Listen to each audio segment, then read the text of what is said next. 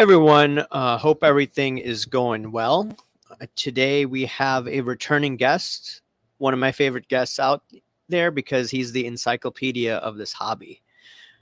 Ryan McClanahan, thank you for coming on again. And what's your YouTube channel again? It's a History Through Cards short. History Through Cards. Yes, definitely check that out. And I have subscribed to him on that channel. And so should you. Um, it's been many months since I've had you on, and I haven't done a live stream in quite some time. And I believe that, we should start getting to lives as the summer kicks off. Anyways, you wanted to talk about a few topics, and I know we've discussed this in the past. And you want to start out with the Cord Monroe case? Yeah, that sounds good. So this really has kind of bothered me over the last year or so, just because I actually had read the government's case against Cord Monroe, and I wasn't satisfied with the outcome. I still am not satisfied with this, and it kind of gnaws at me a little bit. It's just a small part of a larger problem within the court system, and I can go into that a little bit. But um, essentially, what happened in this case was there was a guy named Cord Monroe, and he was from Girard, Ohio, and between the state or the federal courts had said the case had said that he had been forging autographs on T206s beginning in, they say, 2015, ending in 2017. But they only looked at about 14 T206s, and there are actually a lot more cards that they know that he had forged. A gentleman by the name of Anson Whaley from Pre-War Cards had actually documented a lot of this, as did Rich Miller, or Mueller. And so in the end, they only gave him one count of bank fraud for this. And he had to pay restitution to Hunt Auctions in the form of $35,258.35, and then REA $29,100, and then PSA $9,000, and in total it was $73,358.35. And they said that if he made a good faith and giving back this money, that would be fine. They said that he didn't have to, as long as he started to pay back, that was okay. But it didn't look like he had to pay back the entire amount. And again, some of these cards that he had forged, exactly what he did was he got 3x5s of these players, the dead ball era players, to basically look at and start forging. And some of these guys aren't actually known to have signed autographs during their lifetime, at least did a T205 or T207 or T206. And one of those guys was he was a New York Highlanders pitcher by the name of Jack Warhop. Now, one of the reasons that this has really bothered me for so long is that they may have gotten this guy, but there was nothing done to the autograph authenticators in this. And for PSA, essentially, they were dealing with guys who had, again, have not been known to autograph cards in their lifetime. Jack Warhop, that should have been PSA's red flag right there.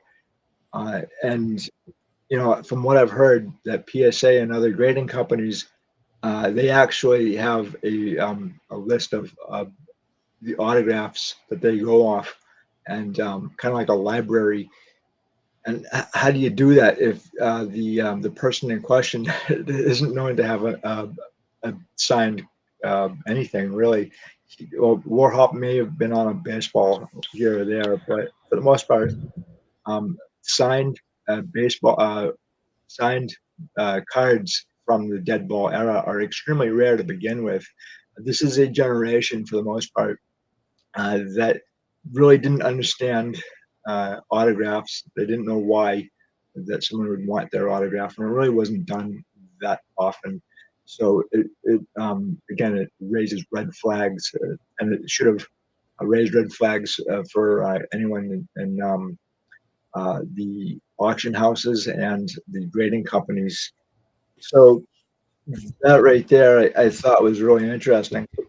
Um, and then again, the judge in that case, she actually issued a bench warrant for this guy, Cord Monroe, because he skipped out on his hearing to for the judge to uh, say how much time he had or anything. And it doesn't look like it was a plea hearing. And Judge Sarah Lowell, I can't pronounce her last name very well, but that was on 8/30/23, and again, who knows where this guy is now or how much he's actually paid in restitution.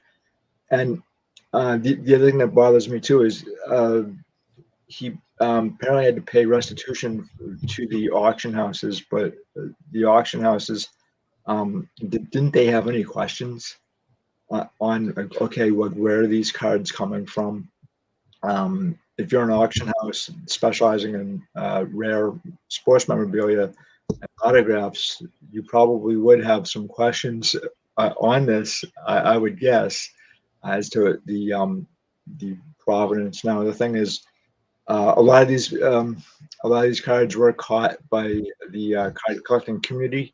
I think blowout forums, and they did a really good job. But again, the federal case didn't look at any other of the cards other than the T206s. They didn't look at the play ball or the maybe even the Diamond Star cards, but play ball and gum ink and Bowman, maybe even tops as well. And we don't know how long this guy's been doing this for. The other thing that I found was kind of interesting was there was a guy named Clifton Panzovich, and he's actually from the same area as well as this guy Daniel Martini. And they're all from, I guess, Girard, Ohio. And this guy cheated about 25,000 people on eBay out of $2 million.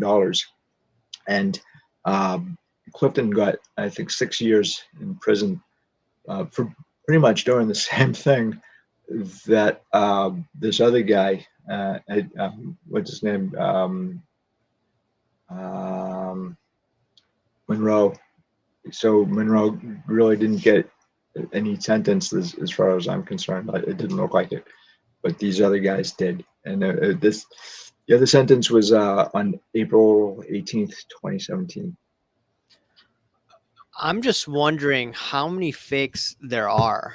I know that Ken Golden had an episode on Netflix, and he had an individual show Wagner cards. And I'm just thinking, okay, if that is all, what is it called? If that is marketed as a high-end card, I think other people would be, hey, look, I can get an autograph of someone during that era because everything's going to be hyped up. Everything's rare. But then with these cases, there's probably a lot of fakes out there. And Yeah, Raul, we don't know how many fakes are out there. Especially in the Monroe case, so we can speculate, but it's anybody's guess. And if PSA or other authentication companies, if they're not spending the time it takes to authenticate these things and just passing them through the conveyor belt, if you will, because if you look at all the cards that these guys and girls have to authenticate, it's astronomical. I mean, I don't know how many employees that PSA has, but how long can they be spending on this? Maybe 20 seconds each. I have no idea. It's a mathematical quandary, really.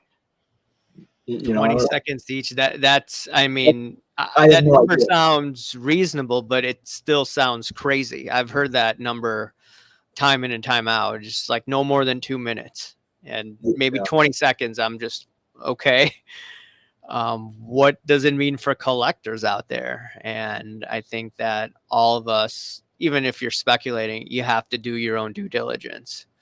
And yeah, if you can't find anything that's signed in the past of these guys, it's probably not signed. It could be, but that's just my assumption. And just yeah, from a yeah, lot of people, go ahead. yeah. No, sorry. So one thing as a collector that you really need to do is do your homework, Right, study, right, and I mean, I try that all the time. I study like crazy, and you know, right. it's human not to catch everything. You can't know everything, but you can try. And I always tell people, like, if they go to a show or something, take notes, take photographs of the cards that you want, study these things, and 9 times out of 10, the card that you want is not going to be super rare that you need it instantly, because that can get people in a lot of trouble. And so uh, the higher profile the card, I would I'd be very careful with. And there's certain cards in my own collection that I wouldn't buy raw, just because I know the cards, and just by being at shows and being in the hobby for as long as I have, uh, you start to pick up on certain details on a card. And one of the things that the guys over at the Blowout forums noticed was each card has a specific detail to it, a crease, a bent, a dent, and that's what got this guy Cord Monroe caught. Now, the funny thing is that the judge issued an evaluation, a psychological evaluation on this guy Monroe, because they clearly thought he was crazy. I don't think that at all. I think he was very smart in what he did, and you know, to find 3x5s of these dead ball era guys and guys who played in the 20s and 30s. Um, the only thing I would say is that uh, he did make some mistakes, obviously, because he got caught. But again, there's a lot of blame here that should be also on the auction houses too, for not asking questions. So I thought that was interesting. Is there accountability for these grading companies? Will litigation work? I know some cases have happened in the past, but I know that you've studied this in depth. What are your Yeah. thoughts on that? So I actually I did a video, fairly lengthy one, on uh, Jacobs versus Halper in 2014, and that to me was really interesting. And I don't really recommend anybody actually reading the entire legal document. I did because I'm crazy like that. But anyway, so hey Chris, how you doing? Um, so in this case, there was a gentleman who bought a 1951 Willie Mays jersey in 1999, Sotheby's Halper collection. And it turns out that a lot of the items in Barry Halper's collection were forged, especially the jerseys. And one of them, they found the 1919 Joe Jackson jersey to be forged, because the insignia was of a material that wasn't invented really until 1940. And so the gentleman who actually bought this Willie Mays jersey, was from 51. Um, they determined at first that it was authentic and Willie Mays's jersey from 51. And after the auction, years later, I guess, the same gentleman wanted to sell the jersey, and he took it to a third-party authenticator who said that the jersey was a forgery. And once he learned this, he ended up suing the estate of Barry Halper and Sotheby's, and he lost his case. I think he lost his case because of the statute of The limitation. limitations, yeah, that's Right, what I thought it'd be. right. But it wasn't because that they thought that it was an unauthentic jersey, which was crazy to me. But the statute of limitations really, I think, played a huge role in the reason why this guy lost, because he had only a limited amount of time to take it to court. Problem there is that you don't know if you don't know what you don't know, right? So he might not have known about the statute of limitations, and they're a little bit different in each state.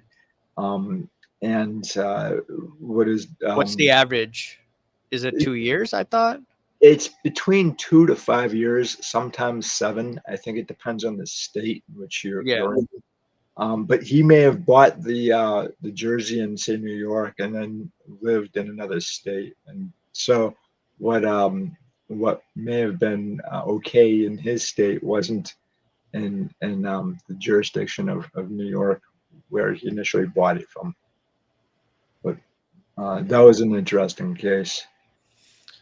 Yeah, that's interesting. And I'm just thinking, like, there have been cases that I followed of, potential stolen property, but then I'm thinking, hey, if it's more than 10 years, will the statute of limitations apply in that case? That I don't know the federal law either, because if you have property across state lines, then it's a whole different ballgame. And I'm not an attorney there. And I don't know if you followed one of my YouTube videos from a few weeks ago where this one individual influencer, Prism God, he's been accused of holding stolen property and taking over straight lines, but Is it it passed is the his statute of last name? limitation.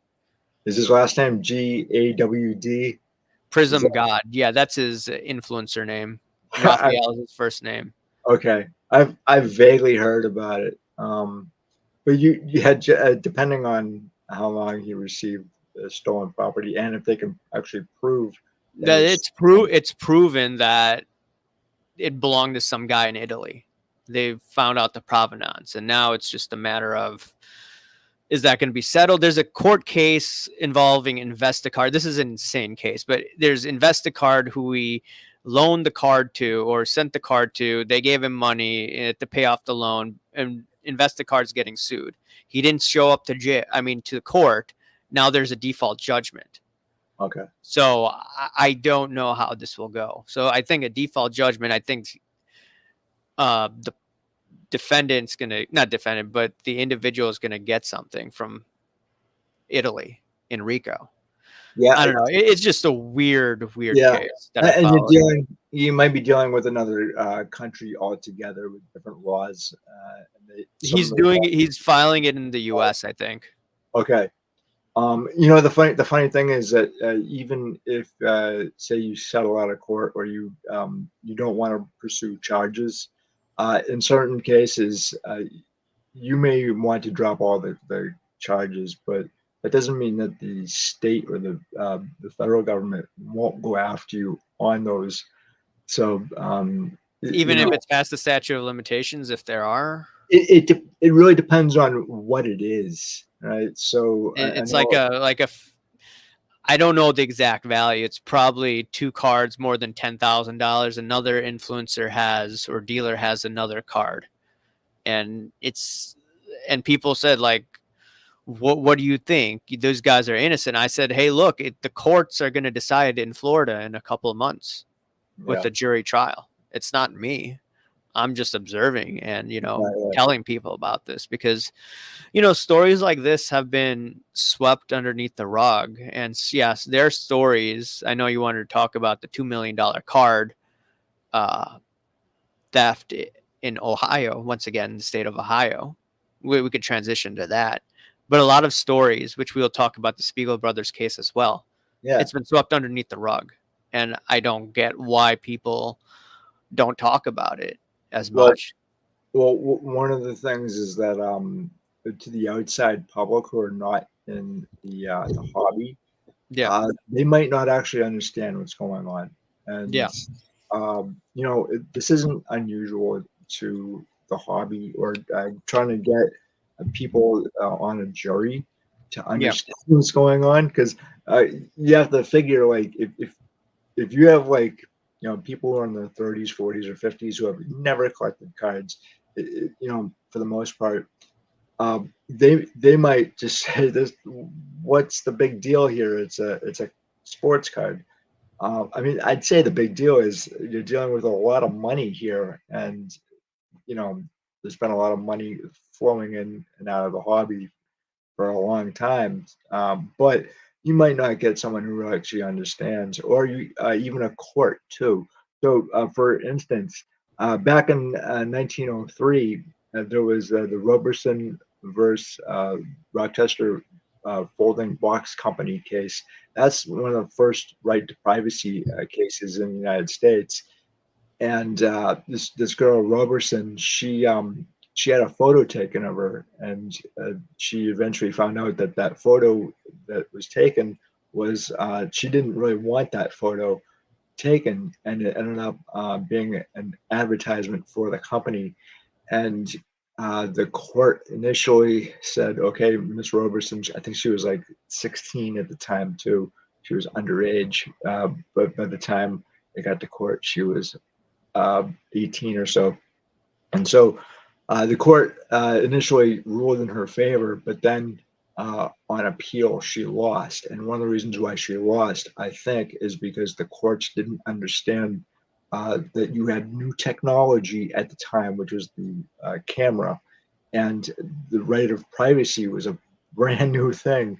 It really wasn't discussed all that much. There was a guy at the time, Louis Brandeis, who ended up being a Supreme Court justice. He's like one of the first guys in the country to actually write a paper on the right of privacy. So my point of all of this is that just because you may be in the right as a either a defendant or someone who's bringing a case, uh, against somebody else, and you may be in the right here, but that doesn't mean A, that you have standing, and then B, if you even do have standing, that the courts or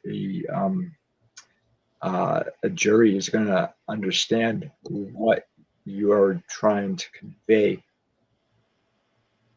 that makes sense. That makes sense. All right, let's segue into the story in Ohio, the $2 million theft. I mean, those cards have been discovered, but I think there's a process of how it's going to go down to memory lane. That's the case, right? You wanted to discuss? Yeah, a little bit. Yep. So I guess they caught somebody else in that as well. Yeah, there's a second suspect nabbed. So, so this seems really stupid to me anyway. Just as an outsider, if you have $2 million worth of anything, why would you uh, fly it to a hotel? You know, it seems like a recipe for disaster. They got lucky; they got most of the cards back. I think they're still missing two cards. Yeah, two cards. Yeah. One is a so like trying trying to find, at least in my mind, trying to find a card of, I don't know, Ted Williams 41 play ball. There's a lot of those out there, so that one may be a little bit more difficult to track down. The 1909 Ramley Walter Johnson, I think that's considered his rookie card. That's a little bit more difficult to sell.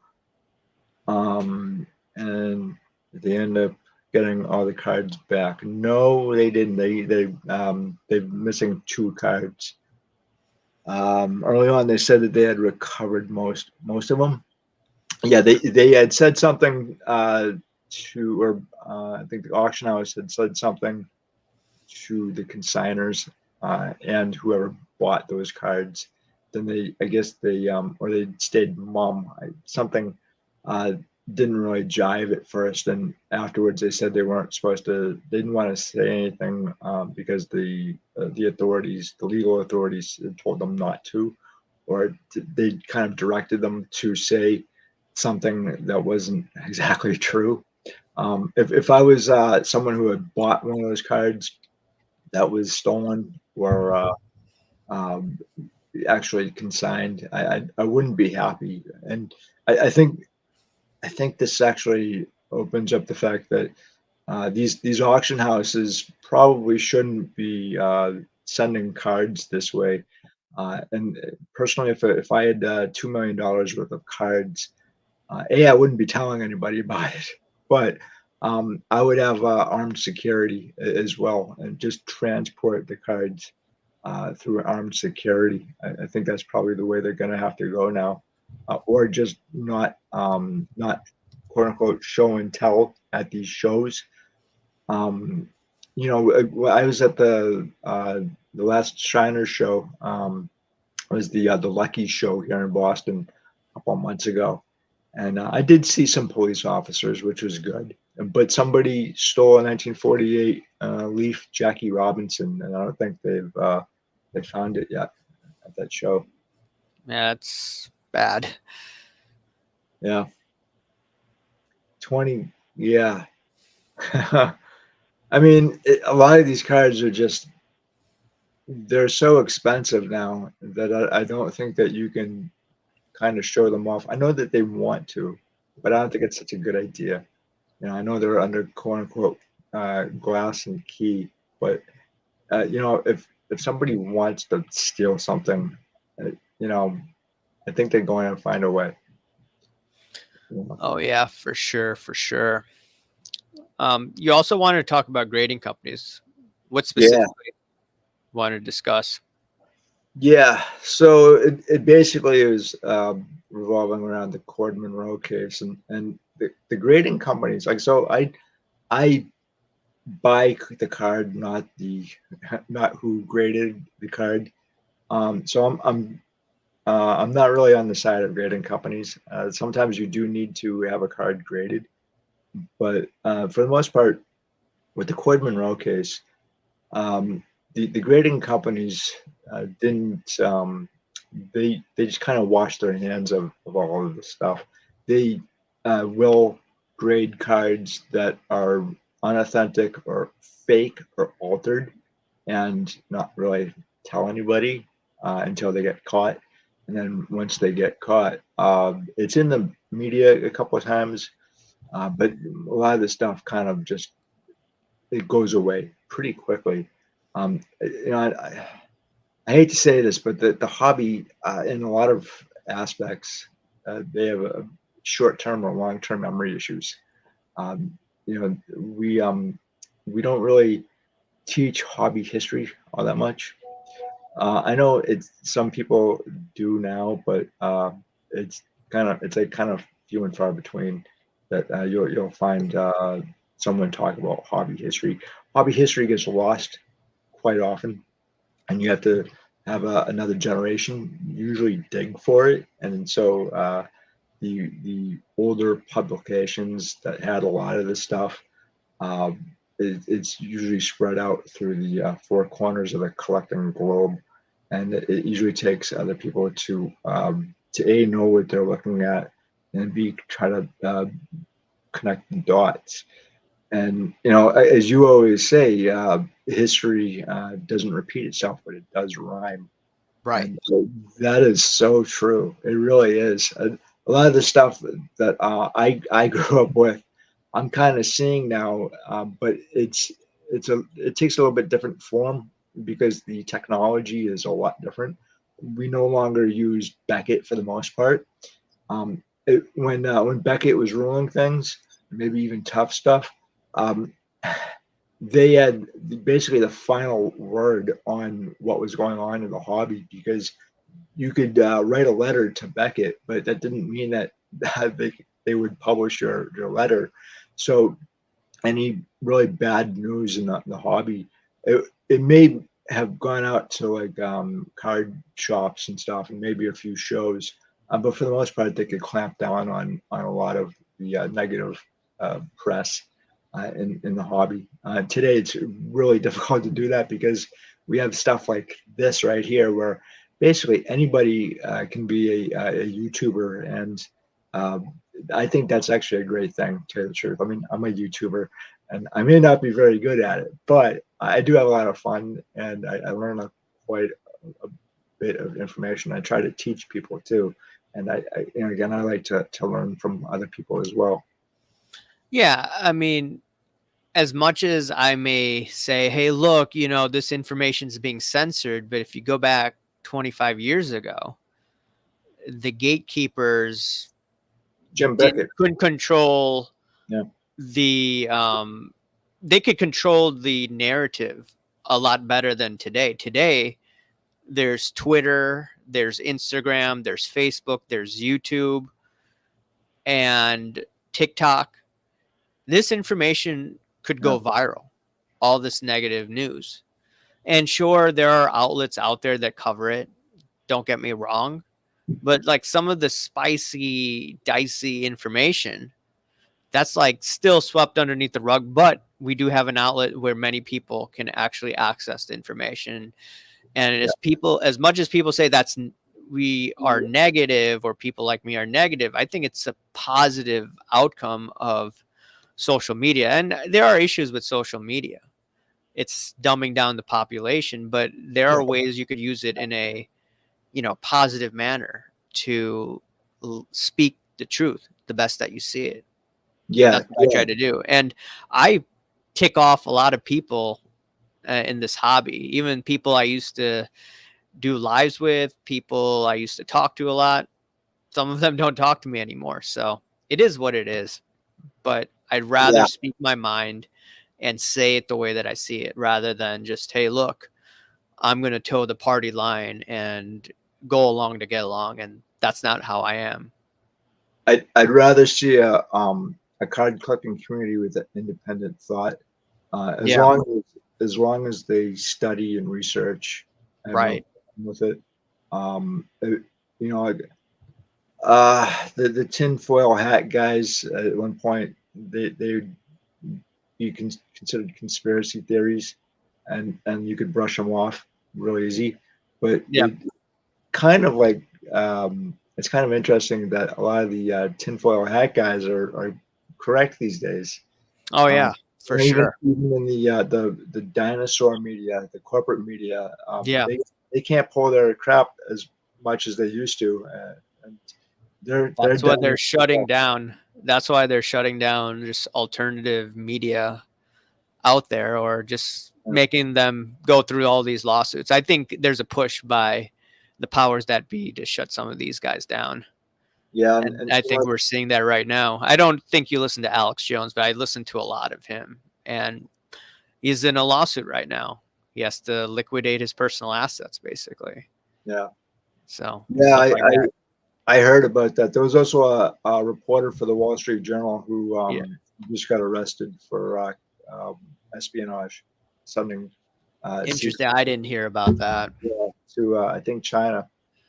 Um, Interesting. Yeah. so yeah, I mean, you're seeing this a lot. I mean, I never watched Tucker that much, but he got into some spicy stories. He got kicked off. yeah. Yeah, the Gateway Pundit, I think they have to declare bankruptcy because they got sued. More and more of these outlets are either being sued or they're declaring bankruptcy because they're finding out that um, they're not the gatekeepers of information anymore. It's your Tim Pools and other journalists. You're basically your citizen journalist. And the thing is, you don't have to go to college to be a journalist. You just have to Right. be honest and open, and to a certain extent, you should be open. If again, if you do have sources, like they always hide behind sources and methods, but sometimes that's necessary, um, to protect your people who are giving you information. Yeah, Um, exactly. And sometimes people tell me, I don't want to be, don't use my name. Don't use my name. And some people are saying, why aren't you using their name? Because they don't want their name published or Yeah. they don't want their name out there. So I respect that. I'm not going to put their name out there. You could cause a lot more harm than good, even if the Right. information is good and it may be accurate. You could use it, but if you do release somebody's name, you don't know where that trail could end. It could Yeah, end they with, could get in trouble and then they won't talk to me anymore. And, yeah, it takes time to establish contacts. I yeah. mean, I've put in Build a a lot of, rapport. go ahead. Yeah, no, just to build a rapport can take a long time too, which some people may not realize. And so it's just not with mainstream uh, media, but also with the hobby as well. Because like if you start, you know, the one funny thing is that when you get either ball players off the record or collectors off the record, they'll tell you all sorts of stories, Oh, but yeah. they have to trust you too.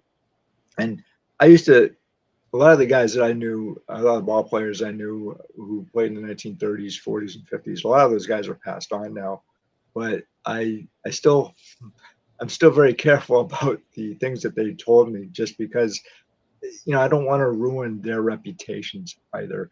And it takes a very long time to build a reputation, but it can take like literally seconds to destroy it. And once your reputation is destroyed, it's very difficult to get that back. Right, right, for sure, for sure. All right, I wanted to.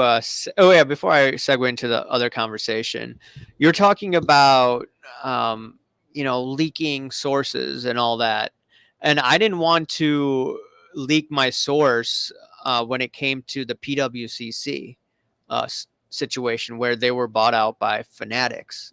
I was told by multiple individuals that have credibility, that this was a done deal. I did a video and some people got mad at me saying, "Who's your sources? You got to tell your sources. You're not Yeah, Darren Ravel and blah blah blah." I'm yeah. like, I've got I've got contacts. You don't have I to may be a reveal. small channel, but I may not get that many views, but I do have contacts. People have reached out to me that are big in the hobby, and some are connected to big people in the hobby. So Yeah. I don't know why they get mad that you need to release your source. I'm like, no. And they said, like, you're a wannabe journalist. I'm like, I'm a YouTuber. You can be a journalist if you want. It takes a lot. It's not easy, but you can do it. I mean, my grandfather was a journalist. His father was a journalist. Yeah. I'm a journalist. It's not easy. Writing articles is not easy. Following leads is not easy. A lot of those Yeah. leads, It's a tough job. yeah, and it can, in certain cases, it can get you killed. Yeah. Obviously, the cardboard mafia is not going to come after you. I don't think, but you know, There's money launderers out there. yeah, and that's funny you mentioned that, because how many Jose Urbe cards have gone for $100,000? No, you know, I think it's just much deeper than Jose Uribe. And I've noticed that there are individuals with drug trafficking backgrounds that are just balling out with high end cards.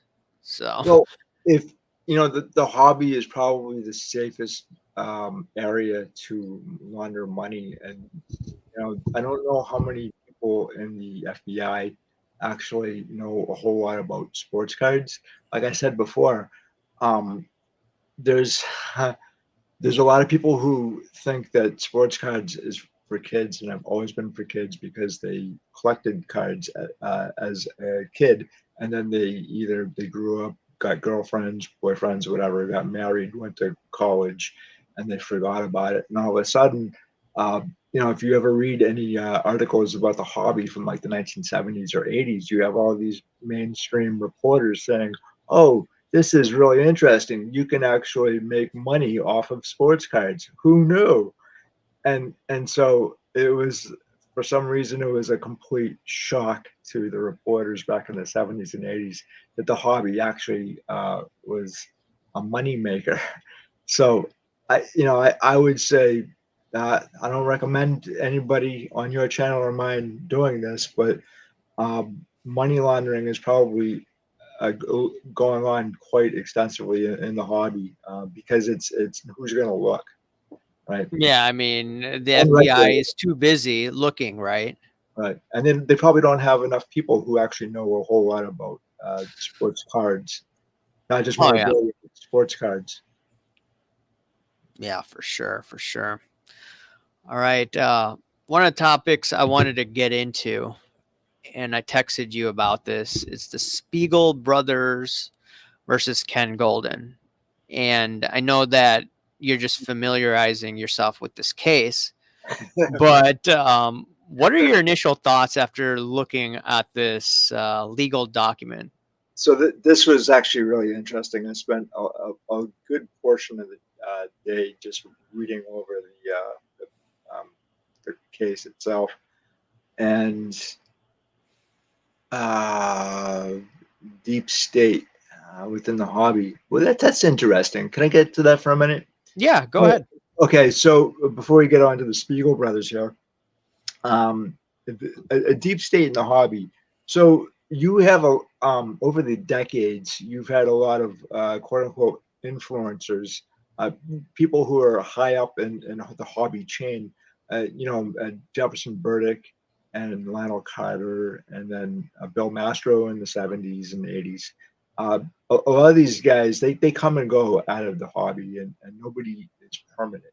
Um, you know, you just see you don't see like some just one person controlling the hobby because the hobby is it's um it's too large to micromanage or for anybody and there's so many different aspects to the hobby. You get people who collect vintage, who collect modern, who collect bobbleheads, and so I don't really see a grouping of people that can control everything.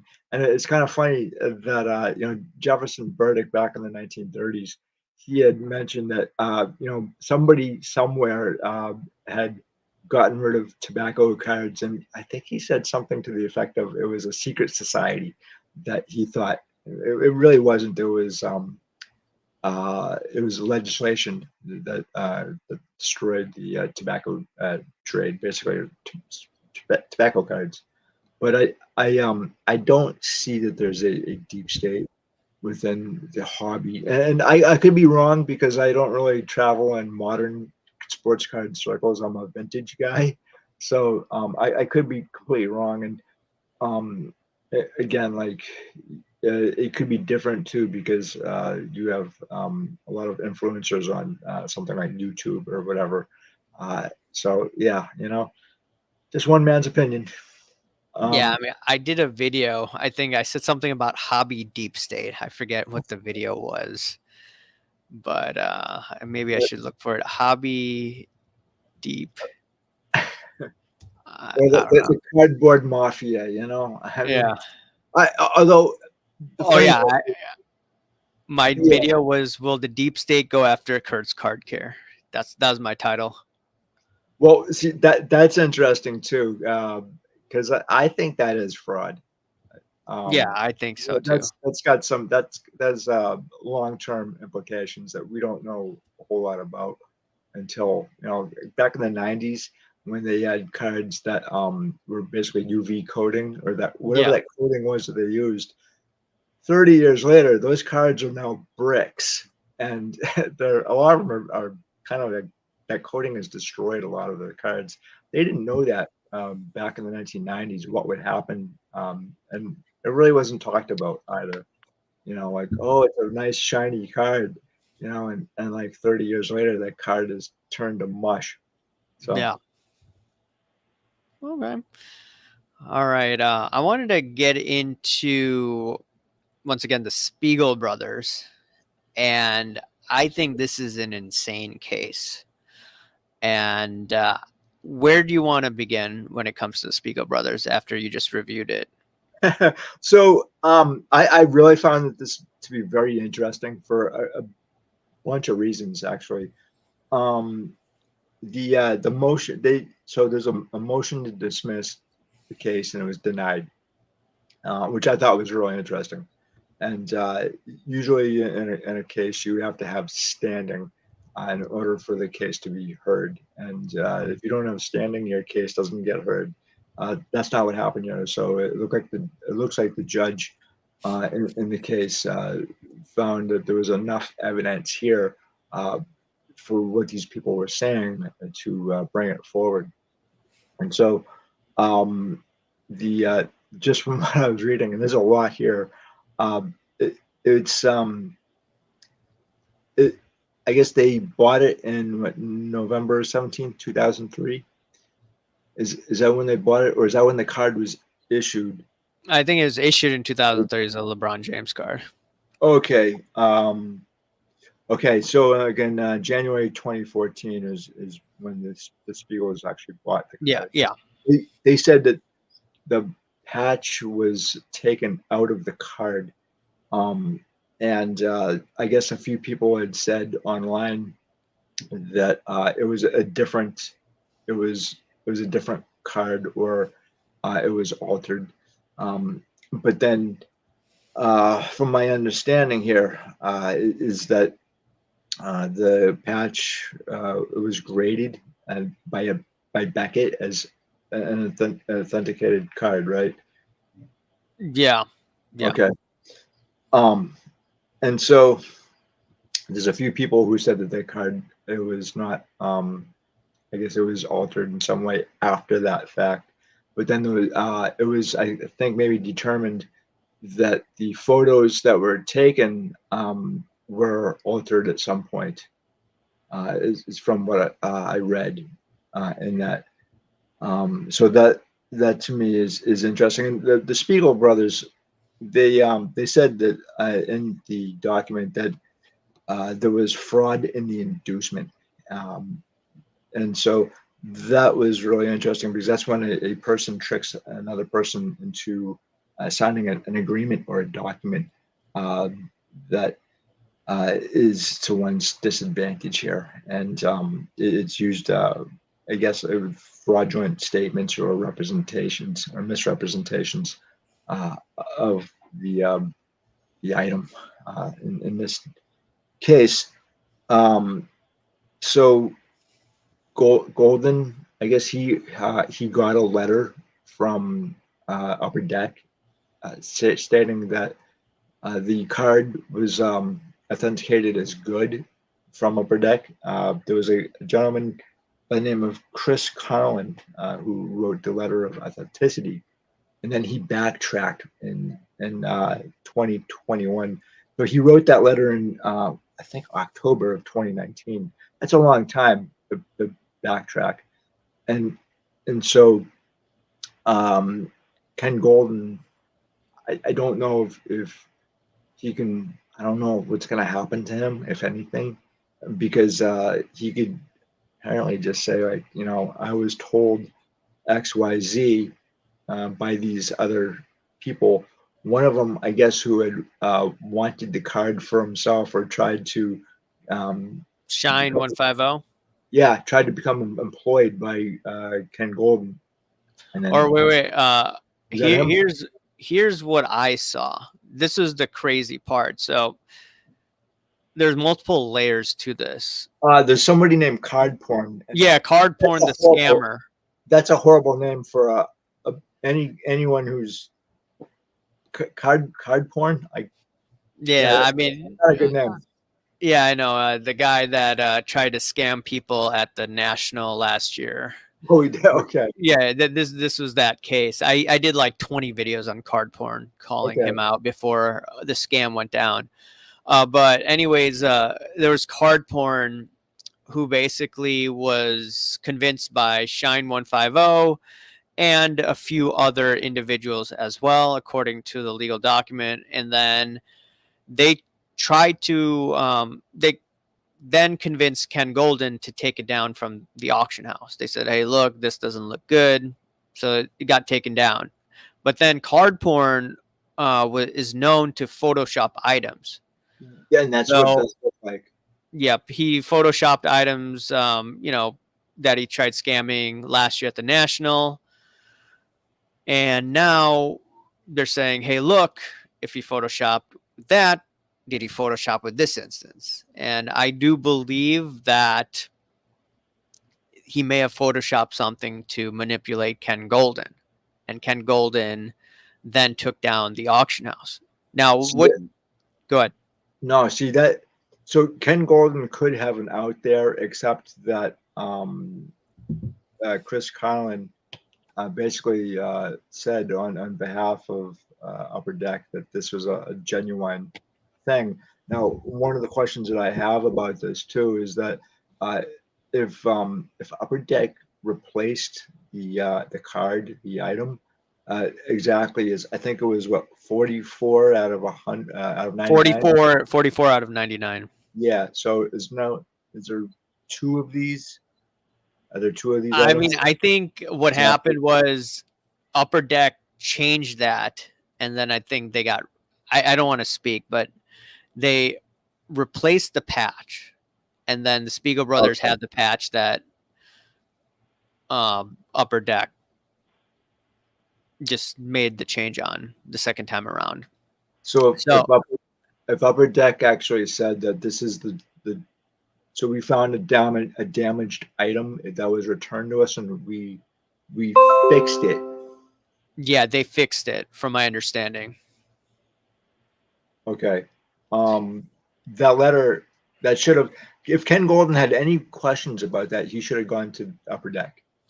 I think he did, and it was just he was getting pressure from card porn, and then there are people that convince card porn to go after Ken, and few of them were Matthew Allen, Shine 150, and then I think there was another guy.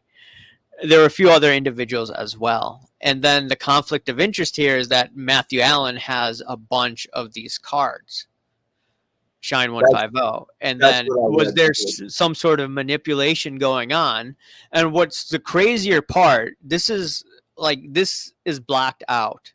If you talk about the mainstream media blackout, this is the hobby deep state, in air quotes, going back to Tim. This Cardboard is Mafia. the cardboard mafia deep state of the hobby is covering this up. According to this legal document, I'm going to read this. And first of all, they had the Spiegels were trying to get Matthew Allen to speak. And then he wasn't giving them the information they wanted. So then they found out a third party, a doctor that knew Matthew Allen. And then eventually the doctor responded to the subpoena. And one of the things they asked is, hey, what's like a flow chart of golden auctions and regarding Shine? And ultimately, the doctor, like I said, this is 81 on the page 15 of the document. Anyways, the California doctor ultimately produced a corporate flowchart with a few text messages that shows Allen. This is from the legal documents, right? And the California doctor allegedly shows that Allen, who is Shine 150, as the head of Golden's private sales department. And under Matthew Allen, I believe it says is Frank Denote. And then he heads another private sales rep and then another private sales rep. And I don't know the time frame of this, but this is the corporate flowchart. But the person underneath Frank Denote, according to this flowchart, says Michael Kramer. And I think that guy on Instagram is Card Collector 291. And that Card Collector 291, according to the legal documents, had a role in convincing card porn and then also Ken Golden to take this down. So this is pretty wild here. I could go back to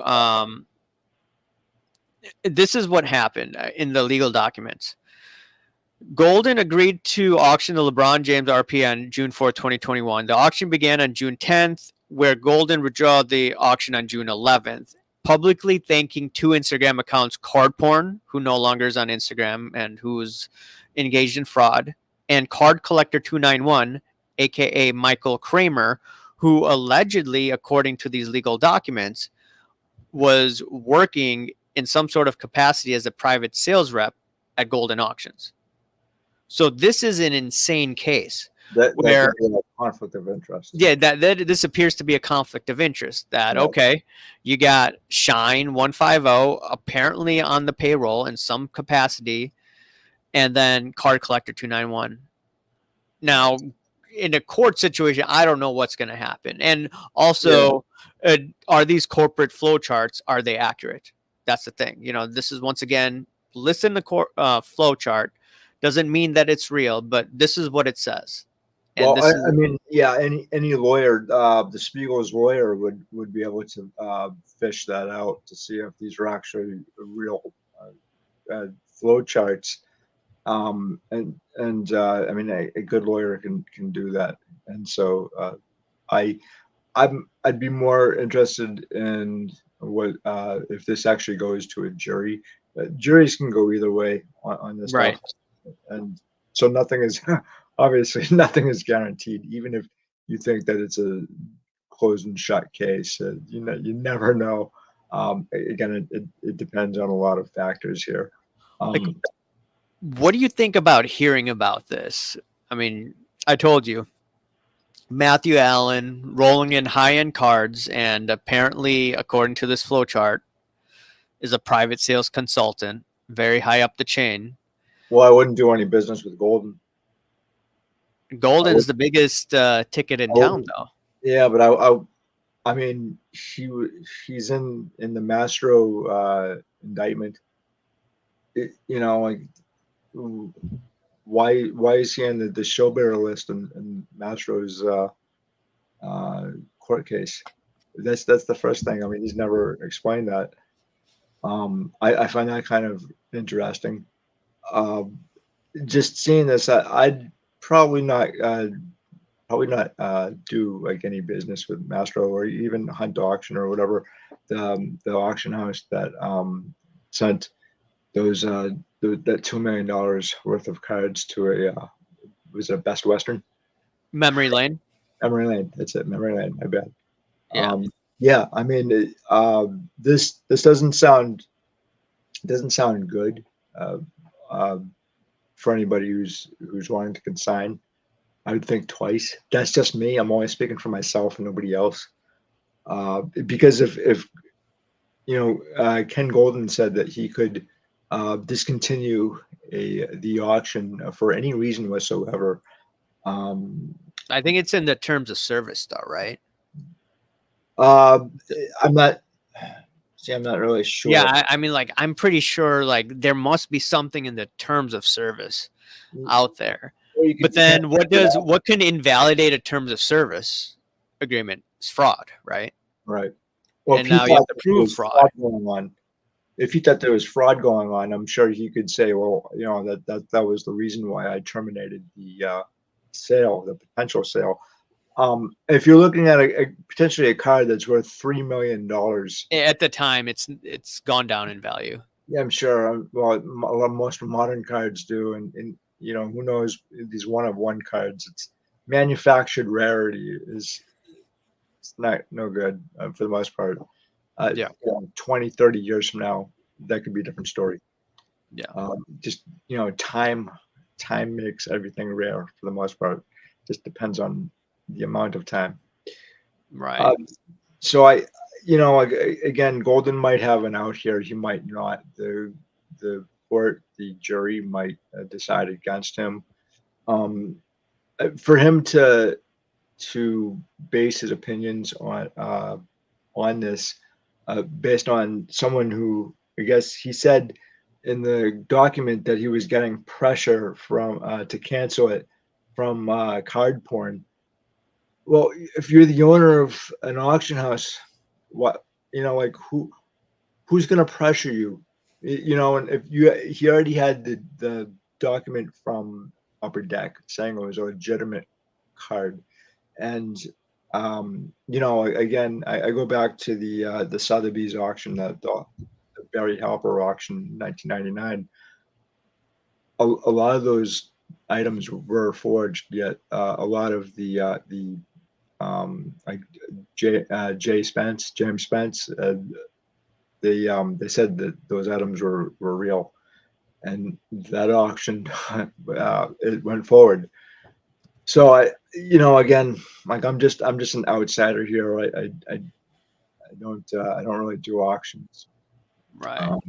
but I don't really trust them either. I think a lot of them are on the up and up, but a lot of them aren't. And usually they I think I'd like to give them the benefit of the doubt sometimes and say that they do their due diligence in uh, obtaining stolen items. Yet I know that that isn't 100% the case. They do. 1990, I think it was a 99 Ron Osser auction had a bunch of Walter Johnson baseballs that were stolen from the Hall of Fame, and they sold them, and they got, I think, all but like one back. And so this isn't unique to sports memorabilia auctions either. It's all auctions, in fact, will sell stolen items. And the thing is that the statute of limitations probably covers them. Except for If it's 10 years old, right? yeah, Then where's the statute of limitations then, right? I think though that it doesn't apply to anything that was stolen by the Nazis. Yeah, I understand that, but no one sells Nazi memorabilia, from my understanding. These big auction houses. Or they do sell items that were stolen by the Nazis, and uh, they usually, like, those items go back to the rightful owners if they're still alive, or the families. Yeah, In one case, that hasn't been hasn't been the case for one person. And actually, I yeah, think that painting, when it's usually paintings that I'm talking about, but again, sports cards can be considered art as well. So it's a very gray area there sometimes. yeah. I mean, like going back to that Golden case and Ken Golden, I actually spoke to Ken Golden. I don't know if you know that. It Yeah. was regarding that card porn situation. So during that time, I was one of the few people calling out card porn before a lot of the scams that he did. And one of the scams was, or the scam he was known for, it was trying to scam people with a fake Michael Jordan jersey. And he created a fake foundation, all that stuff. But I figured something was off with card porn Well, way before everyone else. What? Along with their name. Yeah, the name, yeah, and the accounts that person was posting, he was posting pictures of kids on another channel. It was managed by Card Porn. I'm like, why the hell is a guy with the name Porn posting pictures of kids? And Yeah. I got hate for it. And ultimately, what ended up happening was Card Porn, got busted, and he's out of the hobby. But I guess I don't know why Ken Golden decided to reach out to me. I did post one of his stories on Instagram, and then he saw it, and then he messaged me, and then he eventually said, "Hey, let's talk about this." I said, "Okay, fine." I've never met him. Yeah, I've talked to him on the phone. I mean, just an unbiased response to him is that he's good at sales. They're just talking to him on the phone. I was pretty impressed. This is just an unbiased reaction to it. I mean, I have studied Ken Gold in the past. I do have opinions of him, but that was just my impression. But yeah, in terms of golden auctions and in terms of the Spiegel Brothers case, I just think that this is insane. And if these allegations are true of Matthew Allen on the payroll, aka Shine 150, and this card collector 291 on the payroll as well, that helped take down this card, then who else is on the payroll of these companies be it on Instagram, YouTube, not making disclosures and are doing shady things. I get it. People are on the payroll, but who's doing the shady things? Those are the people that I have issues with. You're Well, not disclosing it. You're doing shady things. And I think I have butt heads with people that have been on payroll of some of these companies because I just don't know why there's some vitriol coming from them. And it has to well, be yeah. that, So part of that. I think that so that the hobby is in a lot of ways is very insulated. It's speaking strictly on the card issuing companies. There aren't too many of those. There are even fewer printers Yeah. that print these cards, and so you're talking about a community that is it's very insulated and incestuous, if you will. We've actually seen this going back to like the 19 I think 1911 1912 because again you're back then you're talking about the chewing gum industry and they all know each other back then. They all know each other now too, and they kind of go in and out of different companies, even auction houses too. So you'll hear, one name being associated with one company in one year, and like maybe 6 months later to a year later, it it'll be the same name but in a different company. And that's the same thing true with the hobby and especially the 1930s, where like you had the treasurer of Gaudi. He ended up forming his own company. Harold C. D. Long. Uh, he went from being treasurer of Gaudi to forming D. Long in 1929, and then he uh, ended up being a treasurer of Gum Products Inc. here in Boston in 1941. So you also have like guys who were with Gaudi in one year, and then like 1933 and then 1934 they found um, what is it? I can't think of the name. Uh, National Chickle. That's it. So what I'm trying to say is that these guys they're all over the place. They all know each other. And hey, Brandon, how you doing, buddy? So who's going to author hobby rules and best practices? You, good sir, you.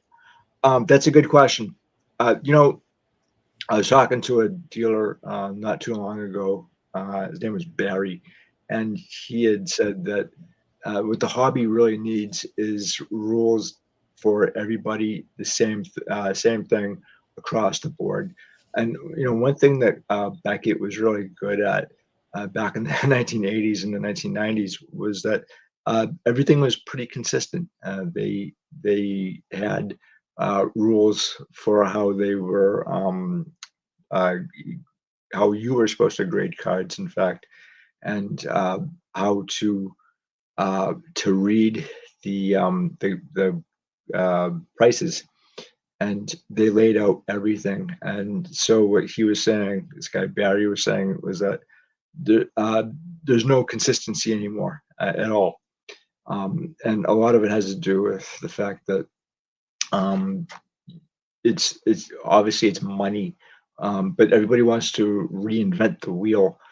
You don't need to reinvent the wheel. You just need to go back to a formula that worked for everybody, across the board, and then kind of tweak it where it's needed.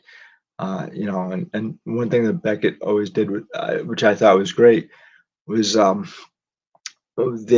he, James Beckett did, was that he went to different cities to basically get a mathematical formula on how these cards were sold. So he went to say Cincinnati or Boston or New York, all around the country, and he gathered the sales data from these cities, and he came up with a mathematical formula.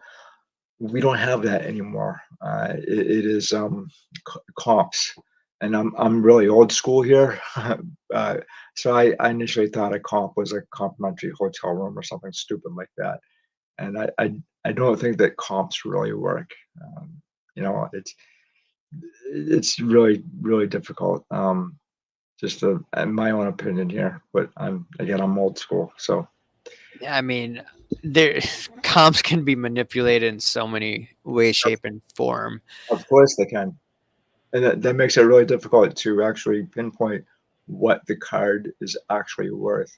If you're dealing with a one of one card, one of one cards generally are very difficult to well, they normally are difficult to sell because you're only going on that sales data for the last time it was sold. You're not going on three, four, 200 of the same card to compile sales data and turn it into a mathematical formula to come up with a specific number. Uh, and so that to me seemed like it was the most logical thing to do. And uh, Beckett, not Beckett, uh, Jefferson Burdick, he he really didn't like cards being sold, bought and sold. He didn't really understand it, in fact, but he knew that actually needed to occur to grow the hobby. Very different times, 1930s, and the um, a lot of the guys, the dealers back in the 1930s and early 40s, they just said, for the most part, I'll give you 25 cents for this card, or I'll give you 15 cents for this card, and that was it. And you know, it just 80 years later, it's a completely different ball game when it comes to value. There's two sets of value, pretty much. The issue that I have with comps now is a lot of people are using the juice, the Kurtz card care juice. Yeah, And pre-pandemic, I'm sure people used it, but people didn't really use it at the time because, hey, if I just sell a card in 3 months, I'm gonna 3x my money or something like that. It was ridiculous, and obviously that was not going to last. right, And I saw the writing on the wall, and I'm sure many people did as well. And then now people want to profit off of the hobby. They can't flip it the way they do, but they just buy and they crack old cards and they try to use the juice and then try to get a 9 or a 10. right. Well, And yeah. Well, so here's the thing: is that 2020 was a very unusual year. The pandemic was very unusual. Um, I don't know if a lot of those prices were inflated. Some people say that the stock market is inflated and has been for 15 years. Uh, but um, I don't know if we're going to actually see that again. I think the last time we saw something close to what we saw during the pandemic when it came to prices was World War II, in fact. Um, and as far as the juice is concerned, what Hertz Card Care is using, do we actually know what he is using? no, we don't know what he's using. He could just be using water. Like Yeah. I don't know what he's doing.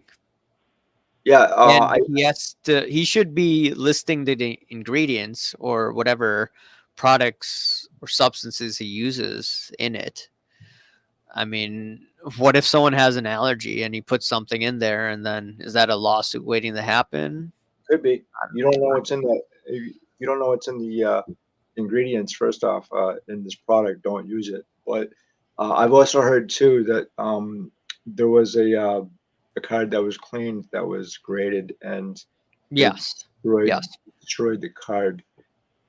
Usually, there's I think what really kind of brought down Was that uh, a collector's dream YouTube video? I didn't see it, but I've heard about yeah, it. I did see it. I also saw too a video where he was actually cleaning the cards at a show too, and I was like, Oh, okay. that's ridiculous. But what really also brought down Cord Monroe too is that um, you you had cards that were basically you could see that there were there's something wrong with them. And then, again, he had an autograph. It was basically the same card, but I thought that was really interesting. All natural, made from distilled tears of collectors. I hate to laugh at that. I really do, because in a lot of cases, there are collectors that are being taken advantage of. There's a lot of people Yeah, taking advantage of. yeah, and it's nothing new, but it's really too bad. Uh, and that's Yeah. another reason why I say for collectors, learn as much as you can. I'm serious. Like um, I I kind of took my education for granted. I got a really bad education through school, and the hobby really is my second education. And you should learn as much as you can, and it's only going to help you, especially when it comes to purchasing cards for your collection. And one thing that you kind of reminded me about with Beckett is that as much as I like Beckett, there's a side of me that really doesn't like Beckett Yeah. either, because they they really kind of turned the hobby or the hobby into like a Wall Street Journal, at least the price guide. The Beckett Monthly was, I don't think, was ever supposed to be a Wall Street Journal for the hobby. That's just my own opinion. But a lot of collectors, they really tuned into the up arrow and the down arrow on this, and um, I when it comes to my own collection, I really don't care much about the value. I mean, I do in a certain sense, but it's if I had to choose like number one, two, three, four, or five, it would be like the fifth thing. It'd be the last thing I think about. And that because it's not the reason why I collect cards for value. If you wait a number of years, your cards are going to go up for the most part, and that may not go up the way you want them to or think they will. But if you look at, say, a Sport Americana from 1982, you're not paying 20 cents for, or $60, I should say, for a 1933 Gaudy Babe Ruth, as you did in 81, 82, 83, 84. And so a lot of these cards go up. And again, a lot of the um, junk wax era cards, they might go up a little bit too, but again, it depends on Beckett Price Guide is old news and outdated. It is, but it's still a good reference to see where we were and where we're going in the future. So uh, as far as outdated, I still use these things to find out where we were and to track sales data historically. So again, like if you were around in the 80s, there was really only two sources for financial information on cards. Beckett was one of them. Tough Stuff was another. So yeah, I mean, Beckett's really kind of gone downhill as far as I can see. But they were a good magazine at one point in time, and old news is what I'm into. That's why we have you on. Any last topics you want to get into before we call it a night? Is there something Uh, on your mind? no, I think I covered a lot of stuff. I guess. Are you collecting anything these days? Yeah, I mean, I showed this a while back, but I got this at a Comic-Con. Got this Spider-Man dunking. Oh, It's in the Fleer 86 thing. I just thought it was pretty cool. I do have some TTM cards that I got in the mail the other day. Have was it Bill Cartwright? He actually inscribed my name. If I don't think you can see it at top. oh, cool. Yeah, he works at I think University of San Francisco, where he went Um, alma mater. So it took are him a year you? to sign. Oh, are you going to the national at all? No, I'm not. Are you? Next year. I'm Okay, gonna. so we'll meet in person next year. Yeah, It's that gonna be in sounds good. Rosemont, Yeah, so that'll be good. I've never been to Chicago, so I figured, Okay. It's in Rosemont, so it's not technically Chicago, but yeah, you could also visit the city. sounds good. Sounds Yep. good. All right, let me read this one old comment here. I watched the Kurt fix up to beat to crap Dirty Old Joe Namath card the other day and made it look closer to original. Thought to myself, why on earth would anyone not be okay with this? I'm not okay with it. I'm not okay with this. One thing is if you know that you're buying a altered card, that is one thing. But if somebody cracks the card from a slab and sells it, you have no idea what you're getting your hands on. And Right. again, Bill Mastro, he did actually go to prison for altering a card that ended up selling for $2.8 million, I believe, the Gretzky McNow Wagner. And he did get 20 months. He didn't do the entire 20, but um, just because you know that the card is altered or been messed with, that doesn't mean that that's always going to be the case in the future. So you could have a lot of angry collectors on your hands through this. I don't think it's a good idea. Um, I have a lot of cards in my own collection that are not mint condition, and I'm fine with that. Actually, in a lot of cases, that's probably a good thing. In fact, um, so at least I know that I know enough to know enough that I don't know, if that makes any sense. But there are cards that I do study uh, quite often. I know the cards, specific cards that I'm going after. But a lot of collectors, they don't do enough research on what they want, and I just say again, you should educate yourself before you get in anything, and that's just not sports cards. That's true with buying a car. You wouldn't buy a car sight unseen without driving it, right? So A last thing though, I wanted to ask. So you mentioned Mastro. Mastro went to jail, but there are people on the Mastro list accused of shill bidding, and they've never as been. you alluded to earlier in the stream. So my question is, why did he get taken down, and other people, their just names are on a list, and there's allegedly, as I call some hanky panky going down, There's and there's a lot of well-known names on that list that they really haven't they really haven't. Mastro went to prison for show betting, right? Show betting is illegal, in fact. But again, we need a court system and a judicial system that will comply with the laws. Uh, no one has done time for altering cards. Well, he did. He he didn't disclose it. Right. Yeah. Well, right. So they caught him because they had before and after photos, and if you ever read the book The Card, it goes into. But yeah, it actually it's not a moral gray area. It is fraud, and Yeah. it is illegal, and that's why he went to prison because he who's Jeffrey Lichman. The lawyer is David Kahana, but it's the lawyer that represented El Chapo. But he Littman, I think, is in the hobby. Okay. Let me look at this guy, Jeremy Littman and Mastro. Let me see. Does he know anything? What is Paul? He's a lawyer. Paul Lesko. Paul Lesko. What does he say about this Spiegel case?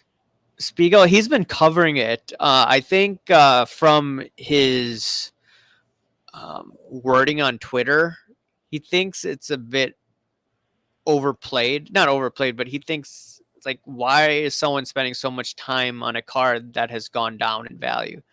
I don't know if that's the case, but I think that's what he's thinking. Right. But I'm just looking at it from a different point of view. I'm like, hey, this looks shady. This looks weird. It does. Because card porn's in it, and we know card porn's behavior. And then Right. on top of it, we know the behavior, or we know there's a flow chart that alleges that Matthew Allen, aka Shine 150, allegedly is a private sales consultant at one time for Ken Golden. Is he And still? I don't know. That's the Okay. thing. Have you talked to Ken? I don't think you can talk to Ken Goldblum. It says I've talked to Ken Golden about card porn, but he told me on okay. the phone specifically he's not allowed to talk about the case, which I Yeah, because understand. And yeah, Spiegel Brothers can't talk about this case and say, "Hey, you want to come on a YouTube live or whatever but podcast?" They said they they can't can't. do that. They can't do that. So I think I could get probably Well, if Golden the might be, Spiegel yeah, Brothers want to talk after the case, whenever it's done, maybe we could do a podcast. But yeah. I'd like to see what they say. And Ken Golden, obviously, he might be called as a witness too. It's funny that Mosier there. yeah, Moser. Which one? Yeah, put Moser in prison. Well, so he's never. I guess has the FBI. See, that's another whole thing that we haven't really got into. Yeah, like the PWCC PSA. So I think I texted you. I'm waiting on some documents. That's all I can say. Yeah. Well, if it's the FBI, you can wait forever. And Yeah, I mean, I thought. um, Yeah, I wonder how long that'll take. yeah, I mean, like they they're an interesting group. They really are, and not in a good way. And the FBI in Boston here, they don't have the greatest track record of because of Whitey Bulger, but we won't get into that. Right. Um, yeah, like so. I mean, trimming a card and selling it. Obviously, like Bill Mastro like found out the hard way. You can't do that. It gets difficult though. It gets obviously there's a gray area there, because you can always say like, "Oh, I didn't know." When I bought the card, I cracked it or whatever, but Yeah. I didn't know that it was altered.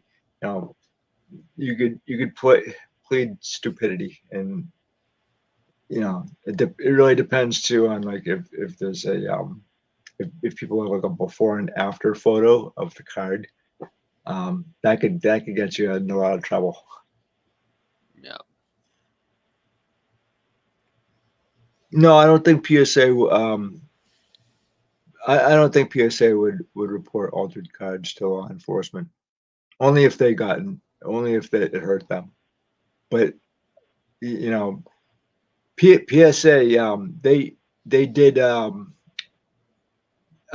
they did grade the T206 Wagner, the Gretzky McNow Wagner. That was the first card that they graded. That was altered.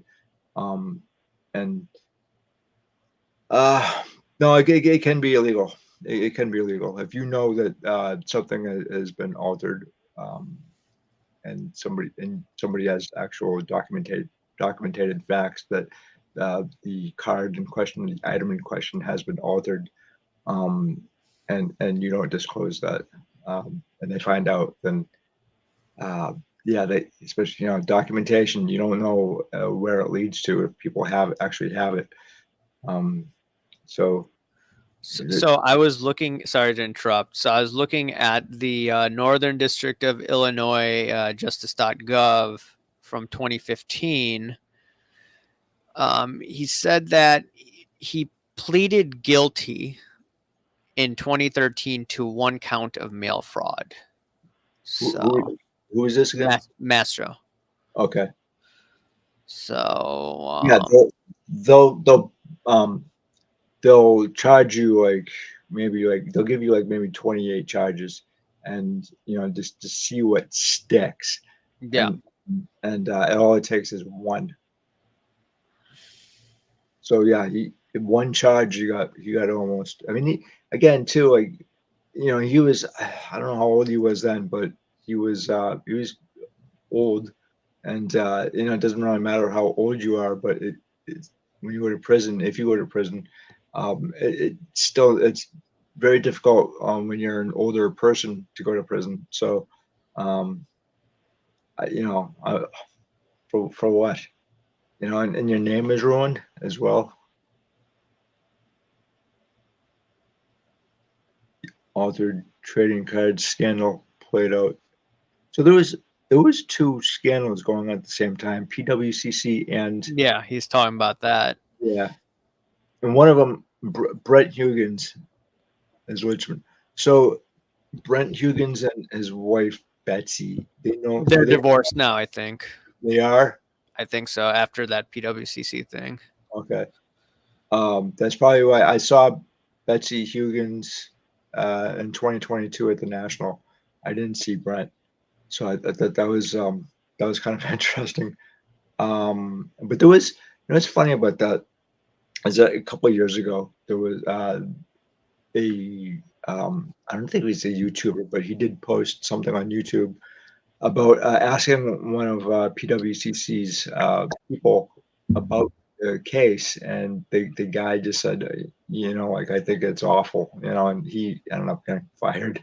And the and Betsy essentially told this guy, don't talk to the press, and I think she tried to throw this guy out of I think it was the 2019 national, um, and that didn't really work out too well. But that that video got pulled eventually. So yeah, I mean, there's a lot of shady stuff around PWCC even today, and I know that they changed the name of PWCC. Yeah. I mean, they should have done that. They should have done that right when they bought the company.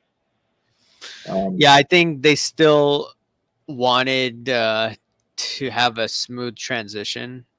I I think mean, that's what usually happens with the name is these. garbage. What's up? The name is garbage. PWCC. Yeah, it is. But I've noticed that I've worked in. You've heard of WPP, the marketing company, right? What they do is they buy companies, they merge them, and they're doing stuff like what horizontal integration or whatever it is, and they keep the name brand for about maybe a year, but then after a year it dissolves, the old name dissolves, and it's just a merger of, you know, three different companies, and now it's one company. And then a few years later I found out one of the units I was in, they merged with another WPP company, so it's basically five different intercompanies now into one. But It makes it difficult to research in yeah, the future. Yeah. Uh, but yeah, maybe I think I should get David Kahana. He has a lot of good information on Litman oh, that'd be out there. interesting. Yeah, that would be interesting. Maybe you Yeah. could hop on with him one Yeah. day. See what he has to say. Yeah, That'd be David cool. Kahana was very instrumental in going after Prism God. He was doing the legwork on that.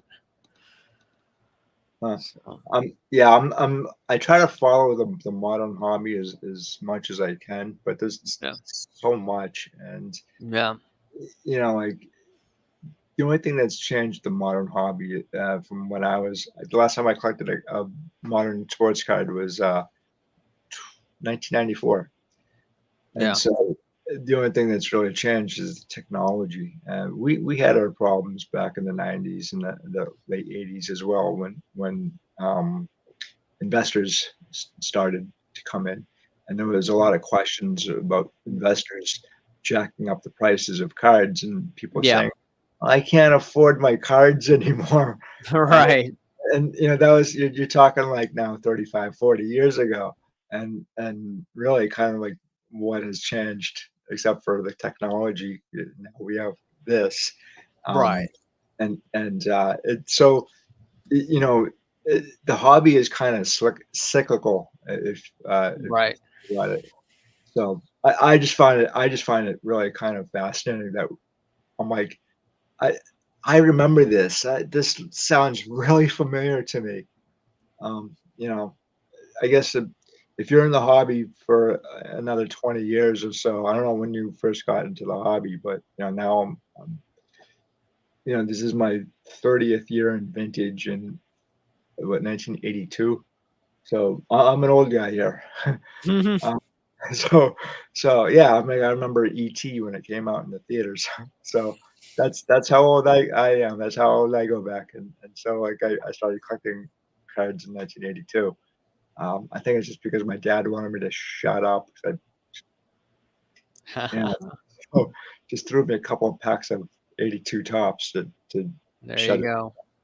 So All righty. Yeah, we could go on for hours, but I think we'll wrap it up for now. But before I let you go, where can people follow your work again? historythroughcards.com or on YouTube, History Through Cards shortcut. Awesome. Make sure to check them out and subscribe if you haven't. Thank you, guys. Thank you, Yep. Raul. Appreciate it. Yep. See you.